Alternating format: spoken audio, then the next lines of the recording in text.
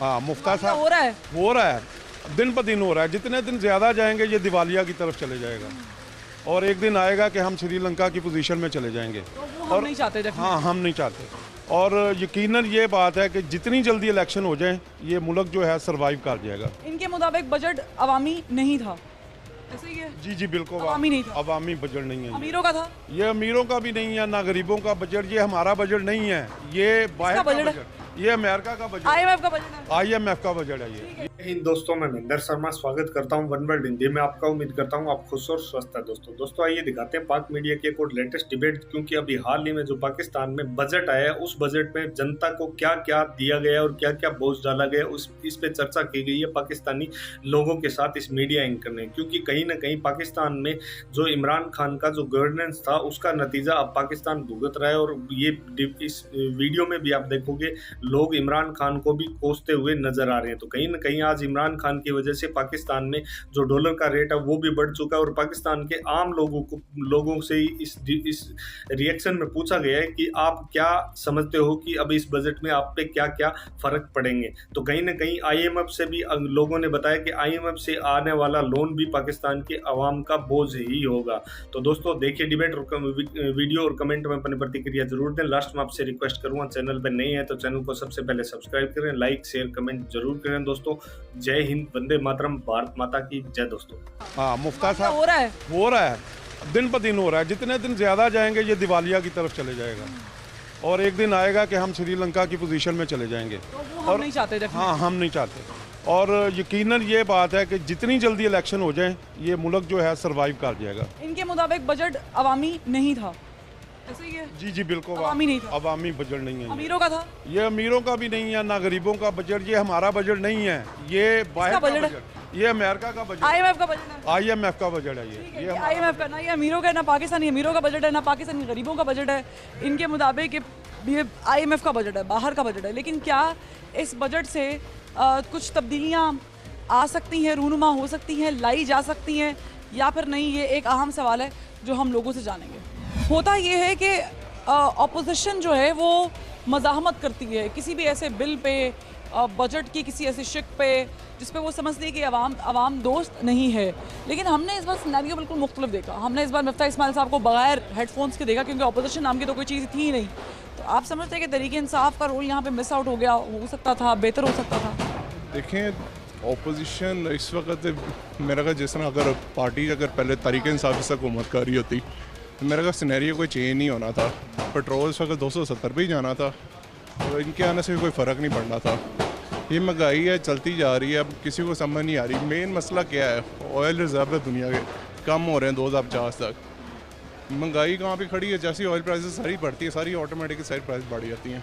तो अगर oil reserve दुनिया का अगर कंट्रोल में आया था शायद महंगाई भी कंट्रोल में। तो ओपेक ने कह रखा है ना कि हम बढ़ाने पे गौर कर रहे हैं, ऑयल प्रोडक्शन मज़ीद बढ़ेगी तो ज़ाहिर चीज़ें और बेहतर हो सकती हैं। लेकिन यहाँ पर एक सवाल ये है कि एक जानिब हुकूमत करी कि हम 20 अशारिया पर नहीं लेके जाएंगे, हम 11 अशारिया पर लेके जाएंगे महंगाई की शरह को, और पेट्रोल लेवी पर इजाफा कर रहे हैं, फिर गैस डेवलपमेंट। आपको लग रहा है कि ऐसे में मुमकिन है? मुश्किल है, इस तरह हो नहीं सकता क्योंकि अब सारी चीज़ें पेट्रोल के साथ लिंक है। पेट्रोल पे ना सारा ट्रांसपोर्टेशन का निज़ाम, प्रोडक्शन का, सारी अगर चीज़ें कोई लेके भी आ भी जाता है ना सारे लिंक इसके साथ ही है। अब जो भी है ये चीज़ें मुर्गियाँ वगैरह सब्जियाँ वगैरह किसी ट्रांसपोर्टेशन के थ्रू एक दूसरी जगह पे जाती हैं कि मेन चीज़ पेट्रोल ही लिंक है। 70 रुपये अब 60 रुपये बढ़ा है, हम मज़ीद अभी 60 और होना है, 270 का हो जाएगा। तब भी फिर फ़र्क तो ज़ाहिर सी बात दिवालिया निकलेगा कि नहीं? निकल जाएगा। तो आपके जब आपके पास एक चीज़ आपके ट्रांसपोर्टेशन करने की चीज़ ही नहीं है ले जाने की, अब हर चीज़ महंगी हो रही है, आप उससे गुजारा तो नहीं हो सकता। बट कैसे रिलीफ दे सकती है हुकूमत ऐसे मुश्किल वक्त में, कैसे निकाल सकती है अपनी कौम को? देखिए एक तो हुकूमत ने मजाक किया हुआ है, एक जो नया बजट इशू है जिसके अंदर टैक्स स्लैब, तो उन्होंने बताया कि आम आदमी के पहले 6 लाख के साथ 6 लाख के ऊपर फिर टैक्स पड़ता था, उन्होंने 12 लाख के ऊपर ले गए। अब ये एक आइडियोलॉजी बना रहे कि हर बंदे की लाख रुपया तनख्वाह है उसको जी पे छूट दी हुई। अब ये तो मजाक है, इसके ऊपर क्या बंदा आप कह रहे हैं कि लाख रुपए तो किसी बंदे की तनख्वाह नहीं होती? मेरी तनख्वाह है, मेरी 50,000 तनख्वाह है, अब जाके 50,000 हुई है। अब ये शो करा रहे हैं कि भाई आपको मेरी चलो 50,000 कितना को टैक्स, मजाक समझा हुआ है ना कि हर बंदे की लाख रुपये थोड़ी तनख्वाह है। आपस की बात है, आपका 50,000 रुपये में टैक्स कितना कटता है? 50,000 अगर 50,600 अब सैलरी अगर उसके ऊपर साल का 300 रुपया कटता है, ये तो चलो कह रहे कि स्लैब तो जो आम मेरे लिए तो इतना कोई फ़र्क नहीं है। बाकी वैसे कोई ये तो मजाक ही है, अगर टैक्स ठीक है उसके स्लैब रेट इस तरह के हैं कि 50,000 वाले को इतना कोई बड़ा इम्पैक्ट नहीं पड़ता, मगर गवर्नमेंट ये शो करी कि भाई लाख रुपया तनख्वाह है, 12 महीने की 12 लाख रुपया तनख्वाह वाले को हमने छूट दी हुई है कि भाई इसका मेरी कहाँ लाख रुपया तनख्वाह है। अगर 4,000 के डे में मैं 30,000 300 रुपया साल है, मेरा क्या बनता है, मैं टैक्स देने को भी तैयार हूँ। ये टैक्स रिलीफ ये बजट इसके अंदर वहाँ खुश हो रही है कि भाई टैक्स स्लैब रेट वाले को बड़ी मौज मिल गई है इसके ऊपर, ये कोई चीज़ नहीं है।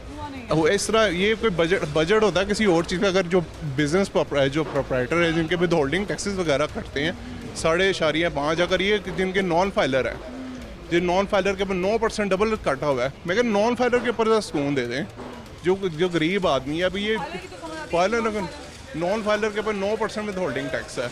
हम जो आम कारोबारी हजरात हैं वैसे भी इनको समझ नहीं आती कि हमारा क्या टैक्स सिस्टम है।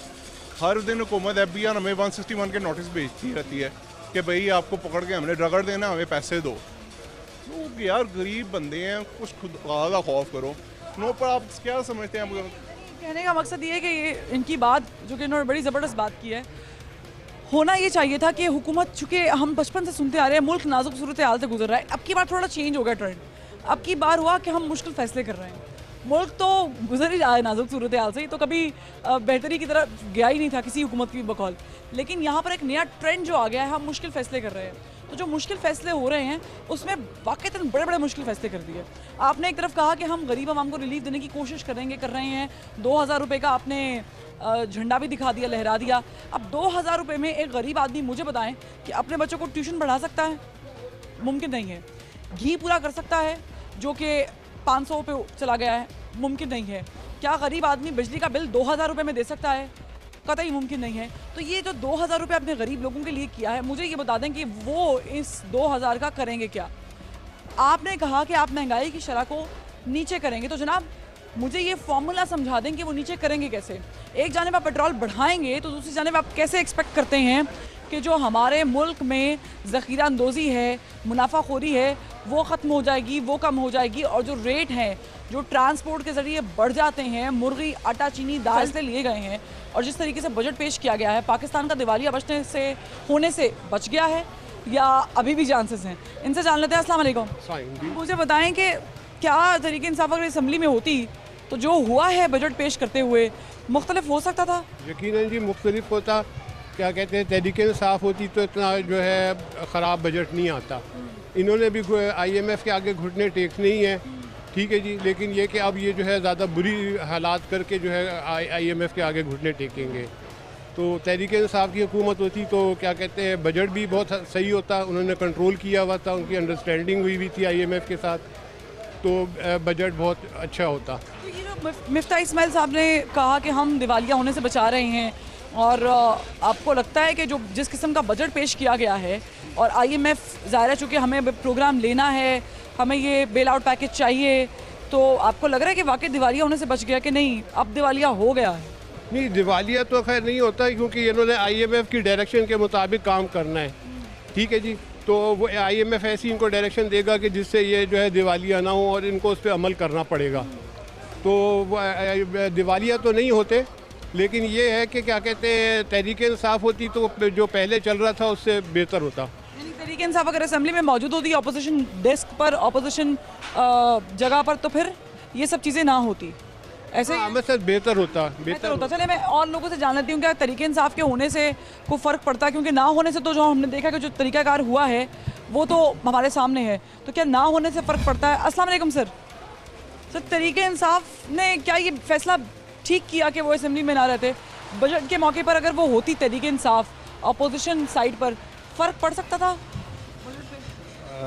तहरीक इंसाफ होती ना होती, जो हैं हाँ, उन्होंने जो करना था वो कर दिया, बस कर दिया।